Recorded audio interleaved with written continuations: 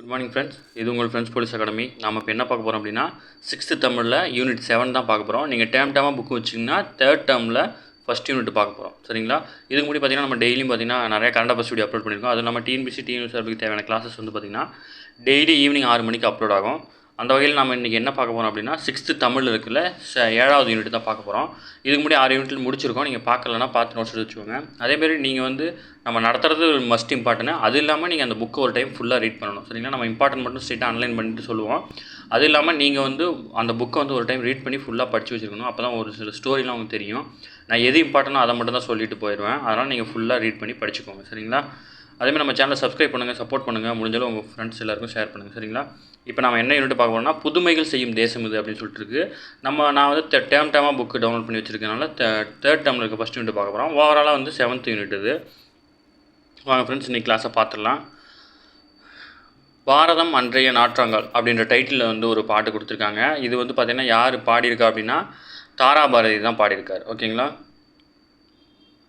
நமது நாடு வந்து வளம் பொருந்தியது. இங்கே இயற்கை வளம் மட்டும் இல்லாமல் இலக்கிய வளங்களும் வந்து நிறைய இருக்குது அப்படின்னு சொல்லியிருக்காரு. வேற்றுமையின் ஒற்றுமை கொண்டது நம்ம நாடு. இமயம் முதல் குமரி வரை வாழும் இந்தியர்களும் உணவு, உடை, மொழி, நாகரிகம் ஆகியவற்றோடு வேறுபட்டு இருந்தாலும் உணர்வால் ஒன்றுபட்டவர்களே. தேசிய ஒருமைப்பாட்டை போற்றும் பாடல் தான் இது. சரிங்களா? அதாவது காஷ்மீர்லேருந்து கன்னியாகுமரி வரைக்கும் இருக்கிற மக்கள்கிட்ட என்னெல்லாம் ஒத்துமை இருக்கோ அதை பற்றி வந்து ஒரு பாட்டு பாடியிருக்காரு. சரிங்களா? ஃபஸ்ட்டு வந்து நூலாசிரியர்கள் பார்த்துடலாம். தாராபாரதி. ஓகேங்களா? இவருடைய இயற்பெயர் வந்து ராதாகிருஷ்ணன். சில டைம் வந்து தாராபாரதியோட இயற்பெயர் கேட்டுருவாங்க ராதாகிருஷ்ணன் சொல்லிட்டு. அப்படின்னா இவர் எழுதின பாட்டை கொடுத்துட்டு கீழ்கண்டவற்றில் யாருன்னு கேட்பா அதில் ஆப்ஷனில் தாராபாரதி இல்லைனா ராதாகிருஷ்ணன் இருக்கும். நீங்கள் தான் பார்த்து கேர்ஃபுல்லாக ஹேண்டில் பண்ணணும். அதேமாதிரி வந்து பார்த்திங்கன்னா இந்த பேர் வந்து பார்த்திங்கன்னா தற்காலத்துக்கு இப்போ தாராபாரதின்ற கவிஞரை பற்றி உங்களுக்கு தெரிஞ்சிருக்கும். இப்போ ராதாகிருஷ்ணன்றது தற்கால கவிஞருடைய பேருன்ற மாதிரி நீங்கள் கெஸ் பண்ணிக்குவீங்க. ஓகேங்களா? நிறைய பேர் பண்ணுற தப்பு தான். இப்போ ஆப்ஷன் ஏல வந்து தாராபாரதி, பியில் ராதாகிருஷ்ணன், சியில் வந்து சியில் வேறு ஒரு பேர் கொடுத்துட்டு டியில் வந்து ஏ அண்ட் சின்னு கொடுக்குறாங்க அப்படின்னா நீங்கள் இந்த பேர் தெரிஞ்சால் மட்டும்தான் கரெக்டாக ஆன்சர் பண்ண முடியும். சரிங்களா? சில டைம் இதை மட்டும் ஆன்சர் பண்ணுவீங்க. இதை நீங்கள் மனப்பாடம் பண்ணி தான் ஆகணும். எல்லா நூல்வெளியில் இருக்கிற ஆசிரியரோட இயற்பெயர்லாம் தெரிஞ்சு வச்சுக்கணும். சரிங்களா? இவர் வந்து கவி ஞாயிறு அப்படின்னு போற்றப்படுறாரு. ஓகேங்களா? முக்கியமானது கவி ஞாயிறு அப்படின்னு போற்றப்படுறாரு. இவர் வந்து பார்த்திங்கன்னா திருவண்ணாமலை மாவட்டம் கோலை அப்படின்ற இடத்துல பிறந்திருப்பார். இவருடைய நூல்கள் வந்து பார்த்திங்கன்னா புதிய விடியல், இது எங்கள் கிழக்கு, விரல் நுனியில் வெளிச்சங்கள் இதெல்லாம் முக்கியமான நூல்கள். ஓகேங்களா? தாராபாரதியோட கவிதைகள் அப்படின்ற டைட்டிலேருந்து வந்து பார்த்திங்கன்னா இந்த நூலில் வந்து ஒரு பாட்டு கொடுத்துருக்காங்க. நமக்கு என்ன முக்கியம்னா தாராபாரதியோட இயற்பெயர் ராதாகிருஷ்ணன், கவி ஞாயிறுன்னு அழைக்கப்படுறாரு. இதில் வந்து பார்த்திங்கன்னா கலை ஞாயிறு வந்து பார்த்திங்கன்னா நான் முத்துசாமி. ஓகேங்களா? இவரோட புதிய விடியல், இது எங்கள் கிழக்கு, விரல் நுனி வெளிச்சங்கள் இதெல்லாம் வந்து தமிழ் எலிஜிபிலிட்டியில் கேட்குற கொஸ்டின்ஸ். ஓகேங்களா? வாங்க இன்றைக்கி பாட்டை பார்த்துடலாம். ஃபஸ்ட்டு புதுமைகள் செய்த தேசம் இது, பூமியின் கிழக்கு வாசல் இது. ஓகேங்களா? இந்த லைன்லாம் நீங்கள் படித்து வச்சுக்கணும். ஓகேங்களா? தெய்வ வள்ளுவன் நெய்த குரல் தான் தேசம் உடுத்திய நூலாடை, மெய்களை போற்றி இந்திய தாய்க்கு மெய்யுணர்வு என்கின்ற மேலாடை. ஓகேங்களா? இது முக்கியமான லைன். இந்த லைனை கொடுத்து அப்படியே கேட்பாங்க. தெய்வ வள்ளுவன் நெய்த குரல் தான் வந்து தேசம் உடுத்திய நூலாடை அப்படின்னு யார் சொன்னா அப்படின்னா தாராபாரதி இல்லைனா ராதாகிருஷ்ணன். ஓகேங்களா? முக்கியமானது இந்த லைன்லாம். ஓகேங்களா? இந்த 2 லைன் முக்கியமானது. அதாவது இந்த இந்தியா வந்து பார்த்திங்கன்னா திருவள்ளுவருடைய அந்த குரலை தான் வந்து உடையாக அணிஞ்சிருக்குது அப்படின்னு சொல்கிறாங்க. ஏன் அப்படின்னா எப்போவுமே நம்மளை யாராவது ஒருத்தவங்க பார்க்குறாங்க அப்படின்னா நம்மளோட உடை தான் ஃபஸ்ட்டு அவங்க கண்ணுக்கு தெரியும் இல்லையா? அந்த மாதிரி இந்த பாரதத்தை பற்றி தெரிஞ்சுக்கணும் அப்படின்னா திருக்குறள் தான் எல்லார் கண்ணுக்கும் ஃபஸ்ட்டு தெரியும் அப்படின்ற மாதிரி அவர் புகழ்ந்து சொல்கிறாரு. அடுத்து வந்து பார்த்திங்கன்னா காளிதாசனின் தேனிசை பாடல்கள் காவிரி கரையில் எதிரொலிக்கும், கம்பன் எழுதிய கவிதைகளுக்கெல்லாம் கங்கை அலைகள் இசையமைக்குன்னு பாடியிருக்காரு. அப்படியே ஆப்போசிட் டைரெக்ஷனில் பாடியிருப்பார். ஓகேங்களா? காளிதாசருங்கிறது வந்து பார்த்திங்கன்னா வடநாட்டில் இருக்கிறவர். அவருடைய தேனிசை பாடல் வந்து காவிரி, தமிழ்நாட்டில் இருக்க காவிரி வரைக்கும் பார்த்திங்கன்னா எதிரொலிக்குன்னு சொல்கிறாரு. அதேமாதிரி தமிழ்நாட்டை சேர்ந்த கம்பர் எழுதுனது வந்து பார்த்திங்கன்னா கங்கை அலைக்கு வந்து இசையமைக்கும் அப்படின்னு சொல்லிட்டு அப்படியே ஆப்போசிட் டைரெக்ஷன் சொல்லியிருப்பார். இதில் வந்து முக்கியமானது. ஓகேங்களா? இதில் வந்து இந்த 2 லைனு, ஃபஸ்ட்டு 2 லைனு, இந்த 4 லைனு இது மட்டும்தான் நீங்கள் மோஸ்ட்லி பார்க்குற மாதிரி இருக்கும். இந்த லைனை கொடுத்துட்டு தான் இதை யார் எழுதுனான்னு சொல்லிட்டு கேட்பாங்க. ஓகேங்களா? கன்னிக்குமரியின் கூந்தலுக்கு காஷ்மீர் தோட்டம் பூத்தொடுக்கும், மேற்கு மலையில் நதிகளை அனுப்பி கிழக்கு கரையில் நலம் கேட்கும். இது நமக்கு ஜெனரல் கன்னியாகுமரியில் வந்து அதாவது இந்தியாவுடைய கூந்தலுக்கு வந்து பார்த்திங்கன்னா அழகு நகரமாக எது இருக்குது அப்படின்னா காஷ்மீர் தான் இருக்குது. மேற்கு தொடர்ச்சி மலைகள் உருவாகி வந்து கிழக்கு கடற்கரையில் போய் கலக்கும் இல்லையா? அதை தான் அவர் சொல்லியிருக்காரு. மேற்கு மலை நதிகள் அனுப்பி கிழக்கு கரையில் நலம் கேட்கும் அப்படின்னு சொல்லியிருக்காரு. அடுத்து வந்து பார்த்திங்கன்னா புல்வெளியெல்லாம் பூக்காடாகி புன்னகை செய்த பொற்காலம், கலைக்கூட காவியமாக்கி கட்டி நிறுத்திய கலைக்கூடம், அன்னை நாட்டின் அமிர்த சுரபியில் அந்நிய நாடுகள் பசித்தீர அண்ணல் காந்தியின் சின்ன கைத்தடி அறத்தின் ஊன்றுகோலாக நிற்கும் அப்படின்னு சொல்கிறாரு. புதுமைகள் செய்த தேசம் இது, பூமியின் கிழக்கு வாசல் இதுன்னு கொடுத்துருக்காங்க. தாராபாரதிங்கிறது முக்கியமானது. ஓகேங்களா, நம்ம தெரிஞ்சிக்க வேண்டியது என்ன அப்படின்னா இந்த ரெண்டு லைன் இது அதோட மீனிங்ஸ் மட்டும் தெரிஞ்சிட்டா போதும்.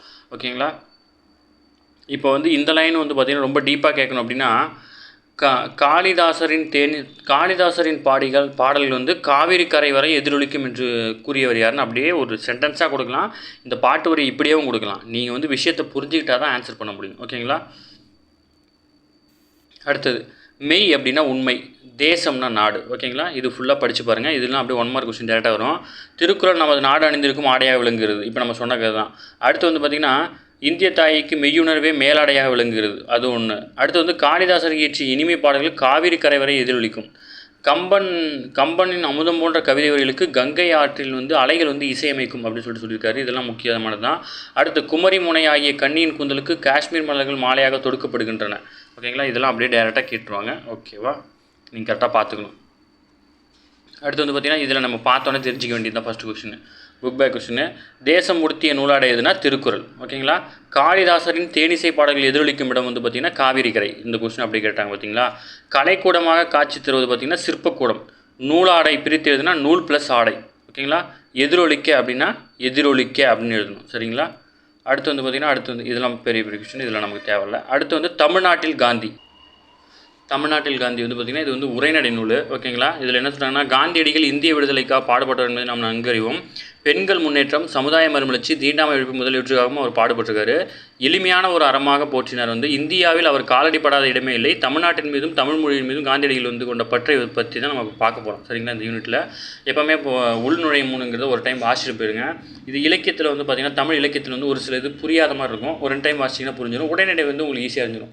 உரைநடைங்கிறது அது பேரே உரைநடை தான். ஓகேங்களா, நம்ம பேசுகிற வழக்கில் சொல்கிறது தான் உரைநடை. அது உங்களுக்கு ஈஸியாக புரியும். அடுத்து இப்போ வந்து பார்த்திங்கன்னா காந்தியடிகள் தமிழ்நாட்டின் மீதும் தமிழ் மக்கள் மீதும் மிகுந்த அன்பு உண்டு. ஓகேங்களா, அவர் பலமுறை தமிழ்நாட்டுக்கு பயணம் செஞ்சுருக்காரு. அதில் எப்போ அப்படின்னா ரவுலட் சட்டம். ஓகேங்களா, 1919ஆம் ஆண்டு ரவுலட் சட்டம் கொண்டு வந்தாங்க. இந்த ரவுலட் சட்டம் அப்போ வந்து பார்த்திங்கன்னா கடுமையான எதிர்ப்பு இருந்தது. அந்த டைமில் வந்து அவர் தமிழ்நாடு வந்திருக்கார். ஓகேங்களா, 1919ஆம் ஆண்டு பிப்ரவரி மாதம் காந்தியடிகள் வந்து சென்னைக்கு வந்திருக்காரு. அப்போது வந்து ஆங்கிலேயர் ரவுலட் சட்டம் ஏற்றுச்சு. இந்த சட்டத்தை வந்து பார்த்திங்கன்னா காந்தியடிகள் வந்து கருப்பு சட்டம் அப்படின்னு சொல்லிட்டு அப்படின்னு சொல்லிட்டு சொன்னார். ஓகேங்களா, ராஜாஜி வீட்டில் நடந்த கலந்தாய்வு கூட்டத்தில் வந்து கலந்துக்கிட்டார். ஓகேங்களா, இதில் வந்து நம்ம இம்பார்ட்டன்ட் வரி மட்டும் பார்த்தா போதும். நீங்கள் வந்து அந்த மாதிரி பார்க்கக்கூடாது. நான் இம்பார்ட்டன்ட் சொல்கிறத அப்படியே அண்டர்லைன் பண்ணிவிட்டு நீங்கள் வந்து அடுத்தடுத்து வந்து பார்த்திங்கன்னா நீங்கள் ஃபுல்லாக ரீட் பண்ணி இந்த கதையை தெரிஞ்சுக்கணும். ஓகேங்களா, கொஸ்டின் ஏரியாஸ் மட்டும் தான் நான் சொல்கிறேன். நீங்கள் வந்து ஃபுல்லாக ரீட் பண்ணுங்கள். உங்களுக்கு வந்து அந்த கதை புரிஞ்சிச்சு அப்படின்னா நீங்கள் டக்குன்னு ஆன்சர் பண்ணுறதுக்கு ஈஸியாக இருக்கும். சரிங்களா, இப்போ இதில் முக்கியமானதுன்னா 1919 பிப்ரவரி மாதம் வந்து காந்தியடிகள் வந்து சென்னை வந்தார். அப்போ பார்த்திங்கன்னா ரவுலட் சட்டம் வந்து நடைமுறை கொண்டு வந்தாங்க. அதை எதிர்த்து அவர் வந்து கருப்பு சட்டம் அப்படின்னு சொல்லிட்டு அழைச்சார். ஓகேங்களா, அடுத்து வந்து பார்த்திங்கன்னா அவர் வந்து ராஜாஜி வீட்டில் இருக்கும்போது பார்த்திங்கன்னா பாரதியார் வந்து அவரை பார்க்க வருவார். அப்போ என்ன சொல்லுவார்னா, இப்போ பாருங்கள், அதை வந்து நான் வந்து ஒரு கூட்டம் நடத்துகிறேன், அது வந்து நீங்கள் தலைமையை தாங்க முடியுமா அப்படின்னு கேட்டிருப்பாரு. அப்படின்னு கேட்ட உடனே இவர் என்ன சொல்லுவார்னா, எனக்கு வந்து நாளைக்கு வந்து வேறு ஒரு மீட்டிங் இருக்குது, அதனால் வந்து வேறு டேட்டில் வந்து நீங்கள் சேஞ்ச் பண்ணி வச்சுக்க முடியுமா அப்படின்னு சொல்லிட்டு காந்தி கேட்பார். அதுக்கு வந்து பாரதி என்ன சொல்லுவார்னா, அது முடியாது, திட்டமிட்ட கூட்டம் வந்து நடக்கும், தாங்கள் தொடங்க போகும் இயக்கத்தின் வாழ்த்துக்கள் என்று கூறி சொல்லிட்டு உடனே போயிடுவார். ஓகேங்களா, இவரை பார்த்து வியந்த காந்தி என்ன சொல்லுவார்னா, இவர் யார் என்னன்னு கேட்கும்போது இவர் வந்து தமிழ்நாட்டோட கவிஞர் அப்படின்னு சொல்லிட்டு ராஜாஜி சொல்லுவார். அப்படியா, இவரை பத்திரமாக பாதுகாக்க வேண்டும் அப்படின்னு சொல்லிட்டு காந்தி சொல்லியிருப்பார். ஓகேங்களா, முக்கியமானது அதாவது பாரதியாரை பத்திரமாக பாதுகாக்க வேண்டும் அப்படின்னு சொன்னது யார் அப்படின்னா காந்தி சொல்லுவார். ஓகேங்களா, என்ன டீட்டெயிலாக சொல்லியிருப்பான்னா, இவர் பத்திரமா பார்த்துக்கணும், இவர் வந்து விடுதலைக்கு வந்து இவர் மிகப்பெரிய இவருடைய பேச்சாற்றல் வந்து மிகப்பெரிய உதவியாக இருக்கும் அப்படின்னு சொல்லியிருப்பார். இதில் வந்து நம்ம குழந்தைங்க 6வது படிக்கிற குழந்தைங்க புரிகிற மாதிரி அவ்வளோதான் சொல்லியிருக்காங்க. இவரை பத்திரமாக பார்த்துக்கொள்ள வேண்டும் அப்படின்னு சொன்னது யாருன்னா காந்தி. ஓகேங்களா, அடுத்தது வந்து பார்த்திங்கன்னா 1921ஆம் ஆண்டு செப்டம்பர் மாதம் வந்து மறுபடியும் காந்தி வந்து தமிழ்நாடு வரார். 1919 ஒரு டைம் வந்திருக்காரு, 1921 ஒரு டைம் வந்திருக்காரு. இதெல்லாம் முக்கியமானது. ஓகேங்களா, அப்போது வந்து ட்ரெயினில் வந்து மதுரைக்கு போகும்போது பார்த்திங்கன்னா மதுரையில் ஒரு பிரிட்ஜு மேலே வந்து ஒரு ட்ரெயின் போயிட்டுருக்கு. அப்போ ஆற்று ஓரமாக பார்த்திங்கன்னா நிறைய பெண்கள் என்ன பண்ணுவாங்கன்னா, ஒரு சேலையோட ஒரு பாதியை வந்து உடம்புல சுற்றிக்கிட்டு இன்னொரு பாதியை வந்து ஒரு முள்ளில் கட்டி விட்டுருப்பாங்க. அந்த பாதி காய்ஞ்ச உடனே அப்படியே ஆப்போசிட்டில் உடம்பை சுற்றிக்கிட்டு இன்னொரு பாதியை வந்து காய வச்சிட்ருப்பாங்க. இதை பார்த்தோன்னே அவருக்கு வந்து மனசு ரொம்ப கஷ்டமாயிடும். ஏன் அப்படின்னு விசாரிக்கும் போது அவங்களுக்கு வந்து ஒரு ட்ரெஸ்ஸு தான் இருக்குது, அதனால் வந்து ஒரு பாதியை காய வச்சுட்டு அது காய்ஞ்ச உடனே அடுத்த பாதி காய்ஞ்சதுக்கப்புறம் கட்டிக்குவாங்க அப்படின்னு சொன்ன உடனே அவர் என்ன பண்ணுவார்னா, இனிமேல் நான் வந்து மேலாடையே போடக்கூடாது, என் நாட்டு மக்கள் வந்து என்றைக்கு எல்லாமே கிடைக்குதோ நான் அன்றைக்கி தான் போடுவேன் அப்படின்னு சொல்லிட்டு அன்னையிலேருந்து மாறிடுவார். இப்போ இதில் என்ன கேள்வினா, காந்தியடிகள் வந்து மேலாடை அணிவதில்லை என்று வந்து மாற்றத்தை ஏற்படுத்திய ஊர் எதுன்னு கேட்பாங்க. மதுரையில். ஓகேங்களா? அவர் மதுரைக்கு போகும்போது தான் அவருக்கு அந்த மாதிரி ஆயிருக்கும். சரிங்களா? அது மட்டும் இல்லாமல் நிறைய ஊருக்கு போவார். இப்போ வந்து பார்த்திங்கன்னா காந்தியடிகள் ஒரு முறை காரைக்குடி சுற்றுப்பயணமாக சொல்லும்போது பார்த்திங்கன்னா, கானாடுகாத்தான் அப்படின்ற ஊரில் வந்து ஒருத்தர் வீட்டில் தங்கியிருப்பார். அந்த வீட்டில் வந்து பார்த்திங்கன்னா நிறைய ஆடம்பர பொருட்கள், ஆங்கிலேய பொருட்கள் நிறைய வாங்கி வச்சுருப்பாங்க. இதை பார்த்துட்டு அவர் என்ன சொல்லுவார்னா, நீங்கள் இதுக்கு செலவு பண்ண காசில் 1/3 என்கிட்ட கொடுத்துருந்தீங்கன்னா நான் வந்து உங்களுக்கு இதை விட அழகாக இந்திய பொருட்களை வாங்கி நான் டெக்கரேஷன் பண்ணி கொடுத்துருப்பேன் அப்படின்னு சொல்லிட்டு சொல்லுவார். அடுத்த டைம் அவர் அந்த வீட்டுக்கு வரும்போது பார்த்திங்கன்னா அந்த வீட்டில் அந்நிய பொருட்கள் எதுவுமே இருக்காது. சரிங்களா? அந்த மாதிரி தான் கதை இது. இதில் நமக்கு எதுவும் இம்பார்ட்டன்ட் இல்லை. அடுத்து வந்து பார்த்திங்கன்னா அவருடைய தமிழ் கையெழுத்து. அவர் வந்து தமிழை கற்றுக்கிட்டு கையெழுத்து போட கற்றுக்கிட்டு இந்த மாதிரி கையெழுத்து போட்டு காட்டியிருக்காரு. அதை தான் வந்து காட்டியிருக்காங்க. ஓகேங்களா? அடுத்து காந்தியடிகள் நமக்கு தமிழுக்கும் உள்ள தொடர்பை பற்றி பலமுறை கூறுள்ளார். தென்னாப்பிரிக்காவில் வாழ்ந்த காலத்தில் வந்து பார்த்திங்கன்னா தமிழ் மொழியை கற்க தொடங்கியதாக கூறியிருக்கிறார். ஓகேங்களா? ஜியு போப் எழுதிய தமிழ் கையேடு தம்மை கவர்ந்ததாக கூறியுள்ளார். திருக்குறள் அவரை பெரிதும் கவர்ந்த நூலாக சொல்கிறார். ஜியு போப்போட தமிழ் கையேடு என்ற நூல் எழுதினவர் வந்து பார்த்திங்கன்னா ஜியு போப். இவருடைய புக்கை படிக்கும்போது அவருக்கு தமிழ் மேலே இன்ட்ரெஸ்ட் வந்திருக்கு. அது மட்டும் இல்லாமல் திருக்குறள் வந்து என்னை ரொம்ப கவர்ந்து இழுத்துருக்கு அப்படின்னு சொல்லியிருக்காரு. ஓகேங்களா? திருக்குறளில் சொல்லாதும் இல்லை இல்லாதும் இல்லை அப்படின்னு சொல்லிட்டு சொல்லுவாங்க. அந்த மாதிரி அவர் வந்து என்ன சொல்லியிருக்காருன்னா, திருக்குறளை படித்து எனக்கு நிறைய மாற்றம் வந்துச்சு அப்படின்னு சொல்லியிருக்காரு. 1937 சென்னையில் இருந்த இலக்கிய மாநாடு நடைபெற்றது. இப்போ பார்த்திங்கன்னா இதில் வந்து காந்தியடிகள் தலைமை வகிக்கிறார். அப்போ 1919 வந்திருக்காரு. 1921 இந்த புக்கு படி 1937 வந்திருக்கிறார். ஓகேங்களா? இப்போ வந்து பார்த்திங்கன்னா தமிழ் எலிஜிபிலிட்டியில் சிம்பிளாக கேட்கணும் அப்படின்னா இந்த 3 டேட்டு காந்தியடிகள் தமிழகத்துக்கு வராத ஆண்டு எது அப்படின்னு சொல்லிட்டு இடையில கேட்கலாம், இல்லை வந்த ஆண்டு எதுன்னு கேட்கலாம். ஓகேங்களா? இப்போ இதில் என்ன முக்கியமானது அப்படின்னா, இந்த மீட்டிங் 1937 சென்னையில் இலக்கிய மாநாடு நடக்குது. இந்த மாநாட்டுக்கு வந்து காந்தி தலைமை வகிக்கிறார். இதில் வரவேற்பு குழு தலைவராக இருந்த யாருன்னா உவே சுவாமிநாத ஐயர். ஓகேங்களா? உவே சுவாமிநாதர் இருந்திருக்கிறாரு. உவே சுவாமிநாதரோட உரையை கேட்டுட்டு காந்தி என்ன சொல்கிறாருன்னா, இந்த பெரியவரின் அடிநிலையில் இருந்து தமிழ் கற்க வேண்டும் அப்படின்னு ஒரு ஆவல் உண்டாகுது அப்படின்னு சொல்லியிருக்காரு. ஓகேங்களா? காந்திக்கு வந்து டிரான்ஸ்லேட்டர் வந்து பக்கத்தில் இருப்பாங்க. அவர் பேசுகிறது வந்து டிரான்ஸ்லேட் பண்ணி சொல்லுவாங்க. அவருக்கு கொஞ்சம் புரியும்.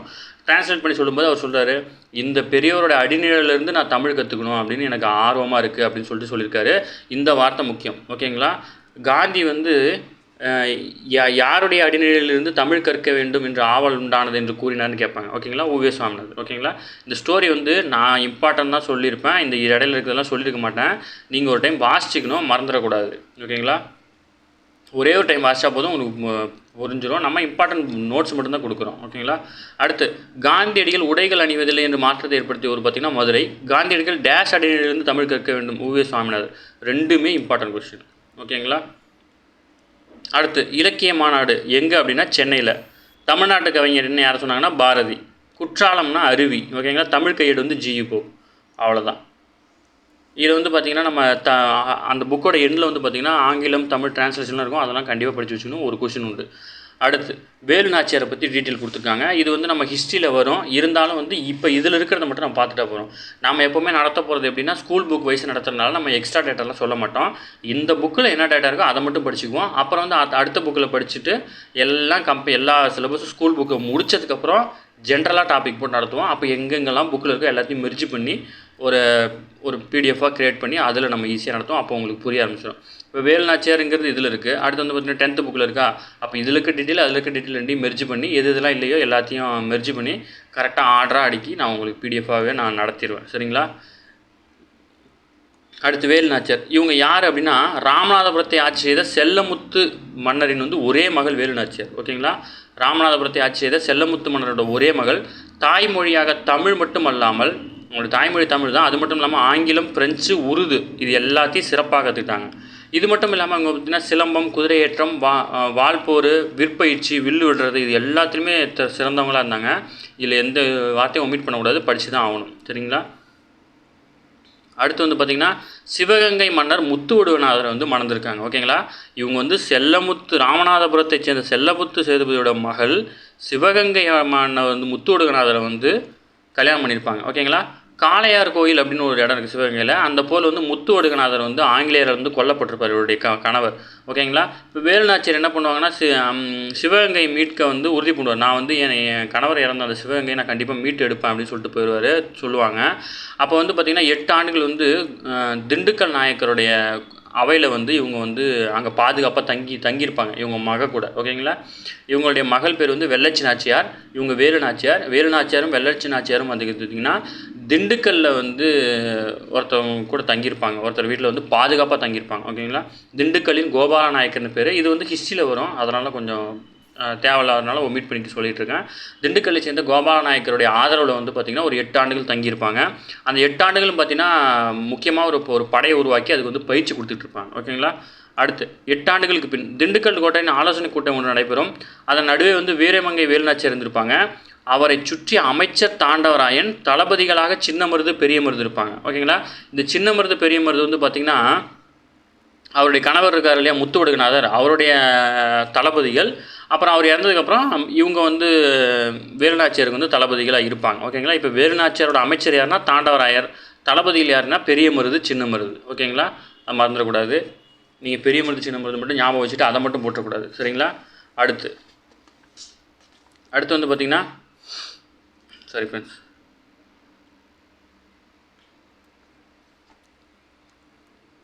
அப்புறம் அவங்களுக்குள்ள ஒரு மீட்டிங் போயிட்டுருக்கு. ஓகேங்களா. இப்போ என்ன சொல்கிறாங்க அப்படின்னா இவங்க வந்து ஆங்கிலேயர் எடுத்து போர் புரியணும் அப்படின்னு ஒரு முடிவுக்கு வந்துட்டாங்க. அப்படி முடிவுக்கு வரும்போது என்ன பண்ணுறாங்க அப்படின்னு பார்த்தீங்கன்னா ஹைதர் அலிக்கு, மைசூரை சேர்ந்த ஹைதர் அலிக்கு வந்து ஒரு லெட்டர் எழுதுகிறாங்க. ஓகேங்களா. நேரடியாக போய் வந்து தனக்கு நடந்த பிரச்சனையை வந்து பேசுகிறாங்க. அப்போ வந்து ஹைதர் அலி என்ன பண்ணுறாருன்னா ஹைதர் அலி வந்து இவங்களை வந்து யார் அந்த பொண்ணு, அவங்களுக்கு வந்து உருது தெரியுன்றது அவருக்கு தெரியாமல் அவர் சும்மா கிண்டல் பண்ணுற மாதிரி ஏதோ பேசிகிட்டு இருப்பார். அப்புறம் வந்து இவங்க உருதில் பேச ஆரம்பிச்சிருவாங்க. அந்த உருதில் பேசினோடனே அவர் ரொம்ப வந்து ஆச்சரியப்பட்டு சரிம்மா நான் உனக்கு தேவையான ஹெல்ப்பை பண்ணுறேன் அப்படின்னு சொல்லுவார். அதுக்கப்புறம் பார்த்திங்கன்னா நான் தேவைப்படும் போது நான் அவங்களுக்கு வந்து தகவல் அனுப்புகிறேன்னு சொல்லிட்டு தாண்டவராயர் வந்து பார்த்திங்கன்னா லெட்டர் எழுதி அனுப்புவார். ஓகேங்களா. இந்த மாதிரி எங்களுக்கு இதில் படம்னு சொல்லிட்டு. இப்போ ஹைதர் அலி என்ன பண்ணுவார்னா தன்னுடைய படையில் வந்து ஒரு பிரிவினரை வந்து கூப்பிட்டு 5000 படை வீரர்களை வந்து துணைக்கு அனுப்புவார். ஓகேங்களா. 5000 குதிரைப்படை வீரர்களை வந்து அனுப்புவார் ஹைதர் அலி மைசூர். ஓகேங்களா. 5000 படை வீரர்கள் அனுப்புவார். அதை வச்சுக்கிட்டு வந்து இவங்க போர் புரிவாங்க. சரிங்களா. அடுத்து வந்து பார்த்திங்கன்னா இதில் வந்து ஆண்கள் பெண்கள்னு படைப்பிரிவு இருக்கும். இதில் வந்து பார்த்திங்கன்னா ஆண்கள் படைப்பிரிவுக்கு வந்து பார்த்திங்கன்னா மருது சகோதரர்கள் வந்தும், பெண் படைப்பிரிவுக்கு வந்து பார்த்திங்கன்னா குயிலியும் தலைமை ஏற்றிருப்பாங்க. ஓகேங்களா. ஆண்களுடைய படைப்பிரிவுக்கு வந்து பார்த்திங்கன்னா மருது சகோதரர்களும், பெண்களுடைய படைப்பிரிவுக்கு வந்து பார்த்திங்கன்னா குயிலியும் வந்து தலைமையேற்று அந்த நடத்துவாங்க. இப்போ என்ன ஆகுது அப்படின்னா அந்த காளையார் கோயில் கோட்டைக்கு உள்ளே போகணும். அந்த கோட்டை வாசல் எப்போ திறக்கும் அப்படின்னா விஜயதசமி திருநாள்ன்று தான் திறக்கும். நம்ம அன்றைக்கே வந்து போருக்கு போகலாம் அப்படின்னு சொல்லிட்டு சொல்லுவாங்க. ஓகேங்களா. இதெல்லாம் கொஸ்டினாக கேட்டிருக்கிறாங்க, எலிஜிபிலிட்டி தான் கேட்பாங்க, ரொம்ப சிம்பிளாக கேட்குறது கேட்பாங்க. சரிங்களா. அடுத்து இது முக்கியமானது, பெண்கள் படைப்பிரிவுக்கு வந்து யார் தலைமைனா குயிலி. ஓகேங்களா. அதுக்கப்புறம் இப்போ வந்து வேலுநாச்சியாரை பற்றி நம்ம கான்செப்ட் படிக்கும்போது 2 பேர் தான் வருவோம். ஒன்று வந்து உடையாள், இன்னொன்று வந்து குயிலி. ஓகேங்களா. குயிலி வந்து படைத்தளபதி, உடையாள் வந்து தோழி. ஓகேங்களா. ரெண்டுமே படையில் இருப்பாங்க. இப்போ வந்து உடையாள் வந்து ஆங்கிலேயரால் பிடிக்கப்பட்டு வந்து பார்த்திங்கன்னா வேலுநாச்சியாரை பற்றி தகவல் கொடுக்க சொல்லி இவங்களை வந்து டார்ச்சர் பண்ணுவாங்க. ஆனால் இவங்க தகவல் கொடுக்காமே வந்து பார்த்திங்கன்னா இவங்களை கொன்னுடுவாங்க. ஓகேங்களா. உடையாள் வந்து தகவல் கொடுக்க மறுத்து இறந்துருப்பாங்க. ஓகேங்களா. இப்போ வந்து போருக்கு போகிறதுக்கு முன்னாடி என்ன பண்ணுவாங்க அப்படின்னா வேலுநாச்சியார் வந்து பார்த்திங்கன்னா இந்த போருக்கு போகிறதுக்கு முன்னாடி அந்த வழியாக போகும்போது உடையாளுடைய சமாதி இருக்குது இல்லையா, அந்த சமாதி கிட்ட போயிட்டு அவங்க வந்து கொஞ்சம் நேரம் ப்ரே பண்ணிவிட்டு அதுக்கப்புறம் பார்த்திங்கன்னா தன்னுடைய கையில் இருந்த தன்னோட தாலியை வந்து அந்த நடுகளுக்கு வந்து வச்சுட்டு போயிடுவாங்க. ஓகேங்களா. இதுதான் வந்து நடுகள். வேலுநாச்சியாரோட படைத்தளபதியான அவங்க வந்து பார்த்திங்கன்னா உடையாள் வந்து இறந்தப்போ நடப்பட்ட நடுகள். ஓகேங்களா. அடுத்து வந்து பார்த்திங்கன்னா நடுகள். அதுக்கப்புறம் என்ன வார்த்தை சொல்லுவாங்கன்னா உடையாள் புகழ் ஓங்குக அப்படின்னு சொல்லிட்டு சொல்லுவாங்க. ஓகேங்களா. அவ்வளோதான். இதில் வந்து உடையாளை பற்றி இவ்வளோதான் கான்செப்ட்டு. அதுக்கப்புறம் என்ன பண்ணுவாங்கன்னா இதில் வந்து இன்னும் டீட்டெயில் ஒரு சில இது இல்லை. இதில் வந்து இந்த குயிலி இருக்காங்க இல்லையா, இவங்க என்ன பண்ணுவாங்கன்னா அந்த ஆங்கிலேயரோட ஆயுதக்கிடங்களை வந்து தன்னைத்தானே கொளுத்திக்கிட்டு அந்த ஆயுதக்கிடங்களை போய் விழுந்துருவாங்க. அதனால் வந்து இவங்களும் வந்து இறந்துருவாங்க. ஓகேங்களா. குயிலியை பற்றி நம்ம ஹிஸ்ட்ரியில் அவ்வளோதான் இருக்கும், நம்ம அப்போ டீட்டெயிலாக பார்க்கலாம். ஓகேங்களா. அடுத்து வந்து இந்த தெரிந்து கொள்ளும் இந்த பாக்ஸ் வந்து கண்டிப்பாக வந்து 100% இம்பார்ட்டன்ட். ஓகேங்களா. வேலுநாச்சியாரின் காலம் வந்து பார்த்திங்கன்னா 1730 1796 வரைக்கும். ஓகேங்களா. சிவகங்கை எப்போ மீட்டிருப்பாங்கன்னா 1780. இது முக்கியமான கேள்வி. வேலுநாச்சியார் சிவகங்கை மீட்ட ஆண்டு வந்து 1780 முக்கியமான கேள்வி. ஓகேங்களா. ஜான்சி ராணிக்கு முன்பே ஆங்கிலேயர் எதிர்த்த வீரமாக போர் புரிந்த மங்கை வந்து பார்த்திங்கன்னா வேலுநாச்சியார். ஓகேங்களா. ஜான்சி ராணிக்கு முன்னாடி. ஓகேங்களா. ஜான்சி ராணிலாம் வந்து பார்த்திங்கன்னா நம்ம பெரும்புரட்சி காலகட்டத்தில் தான் நம்ம அவங்கள பற்றி படிப்போம். ஓகேங்களா. இவங்க அதுக்கு முன்னாடி ஜான்சி ராணிக்கு முன்பே ஆங்கிலேயர் வீர போர் மங்கை வந்து பார்த்திங்கன்னா வேலுநாச்சியார். ஓகேங்களா? இவங்களுடைய காலம் பாருங்கள் 1730 to 1796. நம்ம ஜான்சி ராணியை வந்து பார்த்திங்கன்னா 1857 பெரும்புரட்சி காலகட்டத்தில் படிப்போம். ஓகேங்களா? இவங்களுக்கு முன்னாடி இவங்க தான். ஓகேவா?